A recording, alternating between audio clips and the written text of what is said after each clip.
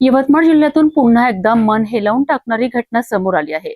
नापिकी आणि आर्थिक अडचणींमुळे विवंचनेत असलेल्या एका शेतकऱ्याने आत्महत्या केल्याची दुर्दैवी घटना कळंब तालुक्यात घडली आहे. यवतमाळ जिल्ह्यातील कळंब तालुक्यातील पिंपळशेंडा डोंगरखर्डा येथे 60 वर्षीय शेतकरी श्यामराव जुनघरे यांनी आपल्या घराच्या अंगणातील झाडाला गळफास घेऊन आत्महत्या केल्याची घटना घडली आहे.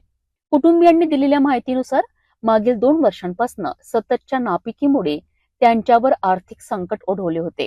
यावर्षी बियाणे आणि पेरणीसाठी आवश्यक पैसा उपलब्ध नसल्याने त्यांना शेतीही करता आली नाही.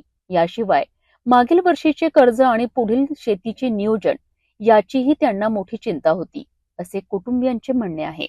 या मानसिक तणावातून त्यांनी टोकाचे पाऊल उचलल्याचा दावा कुटुंबियांनी केला आहे. श्यामराव झुणघरे यांच्या पश्चात आई, पत्नी, 2 मुले आणि 1 मुलगी असा परिवार आहे. त्यांच्या निधनामुळे कुटुंबियांवर मोठे दुःख कोसळले आहेत. घटनेची माहिती मिळताच कळंब पोलिसांनी घटनास्थळी पंचनामा करून मृतदेह शवविच्छेदनाकरिता ग्रामीण रुग्णालयात पाठविला आहे. तर या प्रकरणाचा पुढील तपास सुरू आहे.